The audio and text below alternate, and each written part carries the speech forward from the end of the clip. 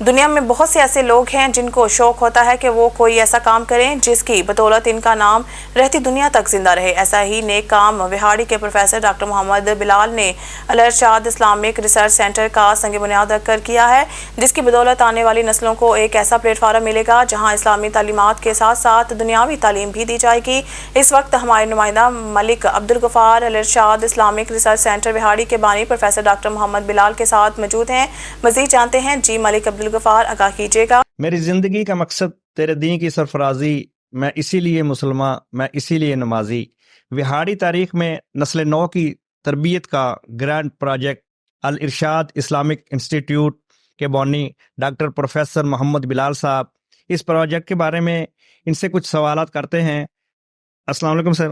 وعلیکم السلام ورحمۃ اللہ۔ سب سے پہلے تو میں آپ کو مبارکباد پیش کرتا ہوں جو آپ نے اتنا بڑا پروجیکٹ شروع کیا۔ ڈاکٹر صاحب یہ بتائیے گا مرکز نور کو بنانے کا کیا مقصد ہے اور آپ یہ کام کیوں کرنا چاہ رہے ہیں؟ سب سے پہلے تو میں 12 نیوز کا شکریہ ادا کرنا چاہوں گا کہ انہوں نے اس پروجیکٹ کے بارے میں پبلک تک معلومات پہنچانے کا فریضہ سر انجام دیا۔ دیکھیے بات یہ ہے کہ میں نے مختلف ادوار میں، مختلف کالجز میں، یونیورسٹیز میں، دینی اداروں میں پڑھایا ہے۔ بدقسمتی سے ہمارے ہاں دینی اور دنیاوی تعلیم کی ایک تفریق موجود ہے، اور ایک ٹرم اصطلاح ہے کہ یہ مسٹر ہے اور یہ مولوی ہے۔ تو بنیادی طور پہ ہم نے قوم کے اندر یہ جو تفریق ہے اس کو ختم کرنا ہے۔ ہمارے ہاں چونکہ ایک تو تعلیم بالکل مساوی نہیں ہے، غریب کے لیے تعلیم اور ہے، امیر کے لیے تعلیم اور ہے۔ وہ آدمی جو خود ٹاٹ پر بیٹھ کر پڑھا ہو، جو وہ خود ادارہ بناتا ہے، تو وہ لاکھوں روپیہ جو ہے فیس رکھ دیتا ہے، حالانکہ وہ خود تکیے کے غلاف میں کتابیں ڈال کر سکول جاتا تھا۔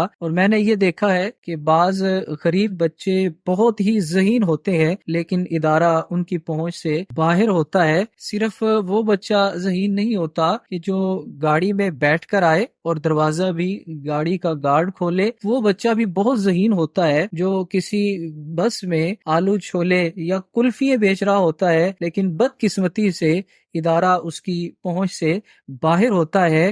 تو ہمارا مقصد اس ادارے کو قائم کرنے کا یہ ہے کہ اس ادارے میں پڑھنے والا بچہ جب نکلے تو اس سے صفا کے چبوترے سے پھوٹتی ہوئی ضیاؤں کا عکس جمیل جہاں نظر آئے، وہاں کرتبہ اور بغداد کے اداروں سے جو سائنسی ترقی ہے وہ بھی اس بچے کے اندر نظر آئے۔ ڈاکٹر یہ بتائیے گا اس پروجیکٹ سے آپ کو کیا فائدہ ملے گا؟ میں ایک شعر کی صورت میں اس کو ڈیفائن کرنا چاہوں گا کہ میں مر کر بھی زندہ ہوں اہل وفا کی محفل میں، میری محفل میں آ میرا مزار نہ پوچھ۔ نہ صرف میں بلکہ جتنے بھی لوگ اس پروجیکٹ کے ساتھ وابستہ ہیں، میں انہیں یہ میسج دینا چاہوں گا کہ اصل زندگی یہ نہیں ہے جیسے اکبر آل آبادی نے کہا تھا کہ کیا بتائیں احباب کیا کام نمایاں کر گئے، بی اے کیا نوکر ہوئے پینشن ملی اور مر گئے۔ میری اور آپ کی زندگی کا مقصد یہ ہونا چاہیے کہ ہم کوئی ایسا کام کر جائیں کہ ہمارے مرنے کے بعد انسانیت جو ہے اس کام سے فائدہ اٹھاتی رہے۔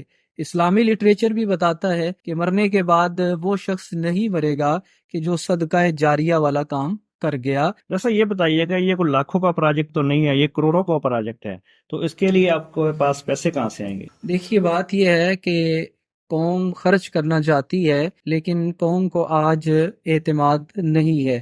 یورپ کا وہ شخص آج بھی کہہ رہا ہے کہ میں نے 40 لاکھ پاؤنڈ عطیہ کیے پاکستان میں یتیم خانہ کے لیے، لیکن آج تک وہ یتیم خانہ نہیں بنا۔ اب پروجیکٹ اتنا بڑا ہے تو کرنا اللہ رب العزت نے ہے، مجھے تو اللہ نے ایک وسیلہ بنایا ہے۔ تو اس سے قبل کچھ تجربات ہوئے ہیں، گو کہ چھوٹا سا شہر ہے وہاڑی، الارشاد اسلامک انسٹیٹیوٹ کے 2 ادارے اس وقت کام کر رہے ہیں۔ آج سے 10 سال قبل جب ان اداروں کی کنسٹرکشن شروع ہوئی، آن دا اسپوٹ ہمارے پاس رقم نہیں تھی، لیکن تھا تو صرف لوگوں کا اعتماد تھا۔ میں نے ایسے ایسے لوگ بھی دیکھے کہ جو لاکھوں روپیہ دے کر گئے اور انہوں نے رسید تک نہیں لی۔